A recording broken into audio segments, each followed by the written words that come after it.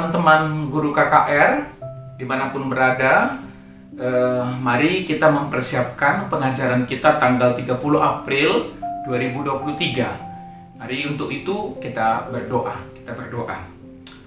Bapa Surgawi, kami bersyukur ketika Engkau masih memakai kami untuk menyatakan pengajaran terhadap anak-anak-Mu yang Kau kasihi, yang tergabung di KKR GBKP.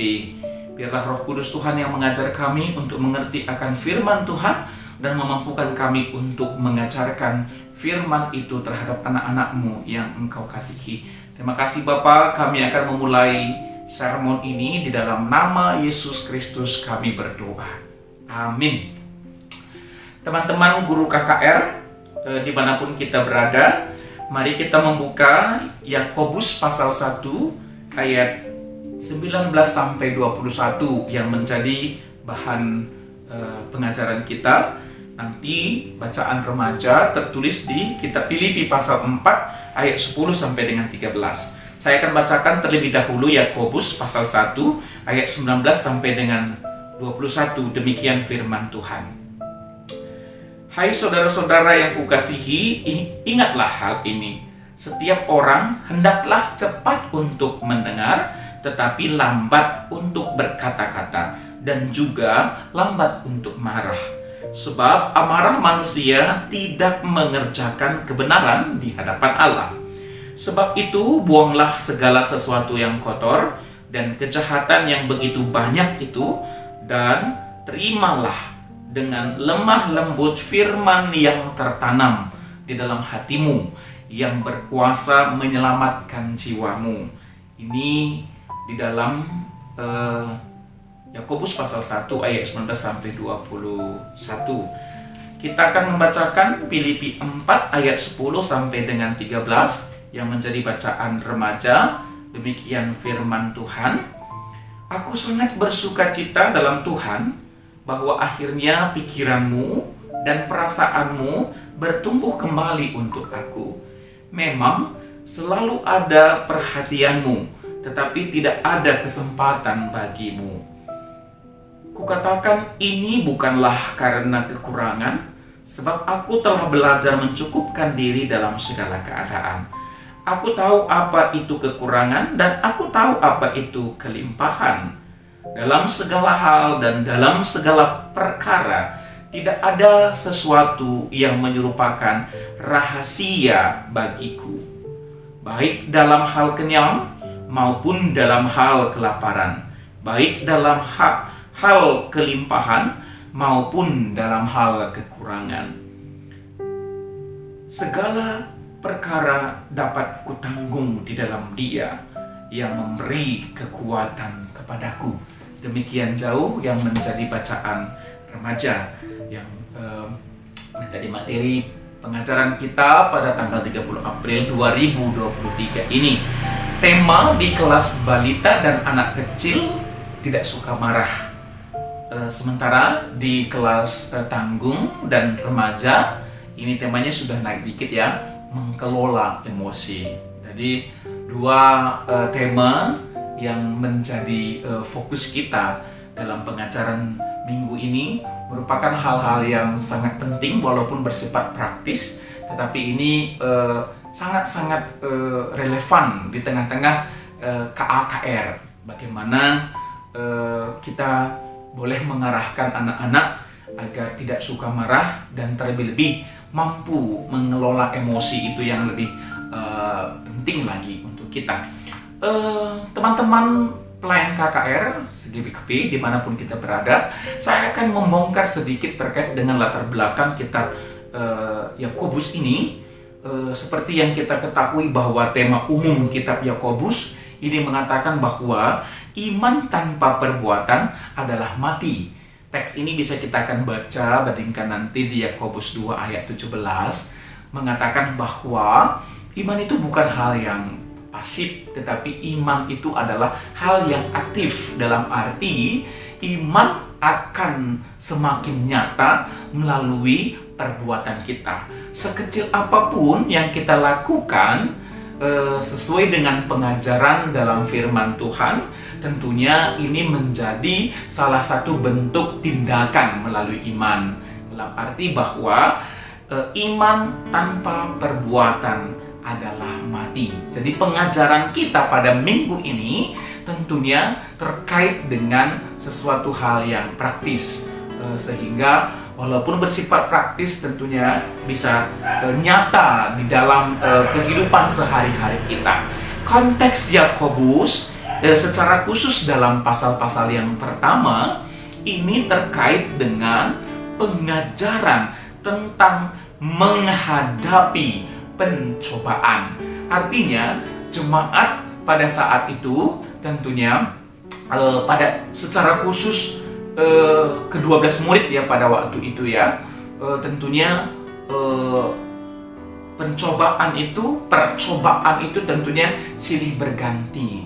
Jadi kitab Yakobus ini merupakan surat penggembalaan bagaimana menghadapi jalan terbaik dalam menghadapi pencobaan. Ini yang ditekankan dalam teks kita. Pengajaran tentang jalan terbaik dalam menghadapi pencobaan. Jadi, menurut teks kita ada 3 hal yang menjadi catatan penting bagaimana kita menghadapi ataupun menghadapi pencobaan. Yakobus merekomendasikan yang pertama, cepat untuk mendengar, dalam arti peka terhadap sesuatu yang terjadi, peka terhadap sesuatu yang kita dengar. Itu yang pertama direkomendasikan. Yang kedua, lambat untuk berkata-kata, dalam arti kita harus memproses apa yang harus kita katakan. Jadi lamban untuk berkata-kata dalam arti ketika kita mendengar sesuatu, ya sebaiknya kita akan pikirkan.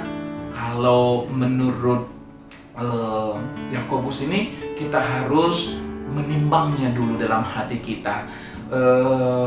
Alat untuk menimbang di dalam hati kita adalah firman Tuhan. Itu yang kedua.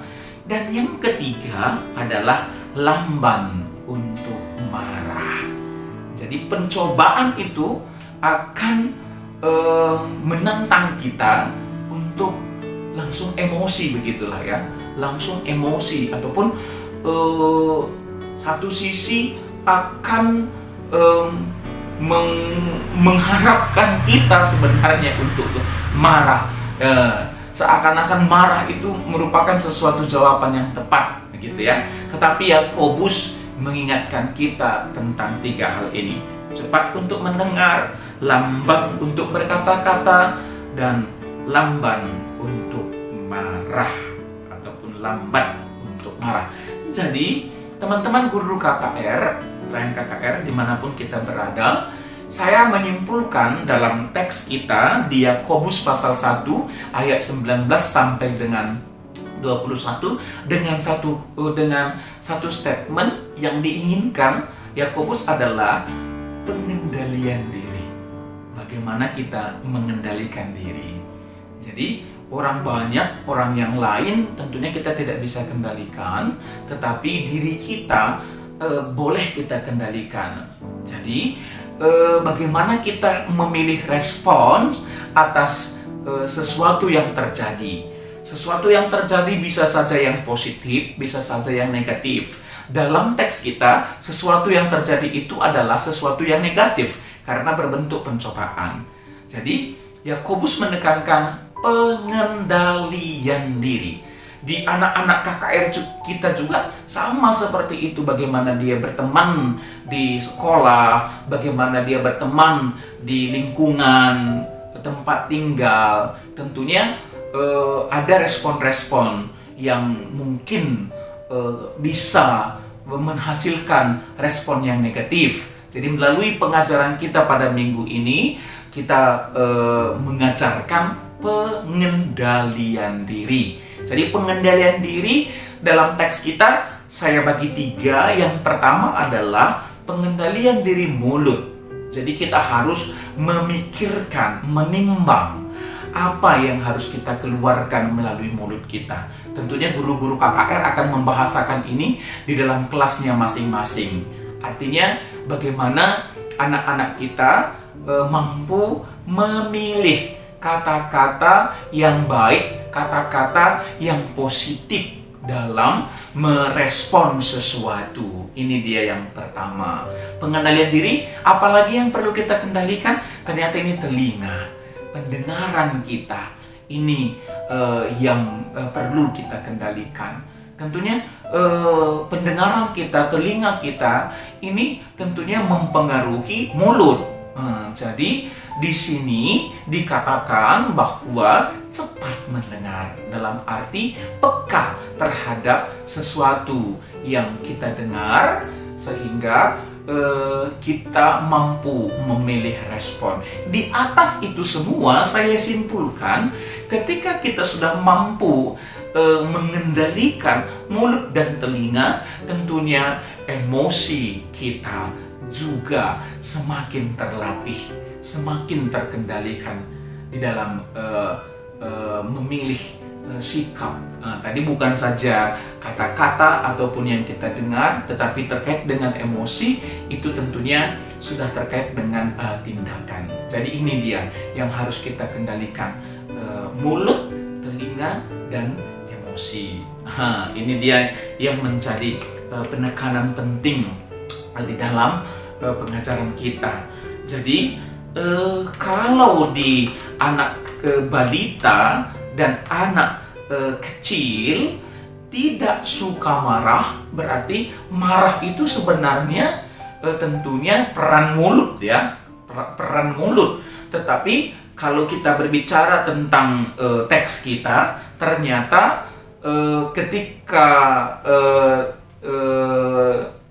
emosi kita tidak terkendalikan, tentunya marah ini tidak saja berkaitan dengan mulut. Marah ini tidak saja berkaitan dengan mulut, tetapi bisa saja anak-anak kita karena saking emosinya dia ngambek lah, adina bahasa karona megelut lah, begitu ya, benceng itu bahasa karo yang paling tepat ya kan. Ini juga tidak mampu menahan emosi namanya. Nah itu dia. Jadi kalau dalam pengajaran kelas tanggung dan remaja itu mengelola emosi. Jadi di sini saya menggambarkan 4 hal bagaimana kita mengelola emosi. Karena ketika kita emosi, banyak hal yang salah kita ucapkan, banyak hal yang salah kita lakukan, banyak hal salah kita pilih. Jadi di kelas tanggung dan remaja kita sudah naikkan sedikit bagaimana mengelola emosi. Jadi saya menawarkan 4 hal bagaimana teknik kita untuk mengelola emosi dalam kehidupan kita. Yang pertama, rileks dan menghembuskan napas lebih panjang. Ini menjadi satu teknik yang mungkin dalam tanda kutip bisa kita lakukan. Rileks, tenang, dan menghembuskan napas lebih panjang. Itu yang pertama. Yang kedua, ekspresikan kemarahan dengan tenang. Dalam arti tenang, berbicara tentang tenang berarti itu terkait dengan intonasi, volume ya, volume. Bisa saja saya baca beberapa artikel, ternyata ada juga hal positif dari marah. Tetapi saya simpulkan dengan berbagai artikel yang saya temukan, ternyata lebih banyak negatifnya terkait dengan marah ini. Tetapi ketika marah di dalam tempatnya, saya pikir itu tidak salah ya. Tetapi sampailah apa yang kita inginkan di dalam amarah kita. Jadi poin yang kedua, ekspresikan kemarahan dengan tenang. Yang ketiga, kritiklah perilakunya, bukan pelaku atau orangnya. Jadi ada sesuatu yang mungkin yang menggoda kita untuk marah, tapi biasakanlah tidak mengkritik orangnya. Siapa yang lakukan? Tidak. Jadi dalam mengelola emosi, kita tidak mengkritik orangnya, tetapi kita mengkritik perilakunya, sikapnya yang kita tidak setuju, tetapi orangnya bagaimana kita untuk bisa merangkul sehingga kita bisa lebih dia tenang lagi, lebih bisa berteman. Jadi biasakan kritiklah perilakunya, bukan pelaku ataupun orangnya. Itu teknik yang ketiga.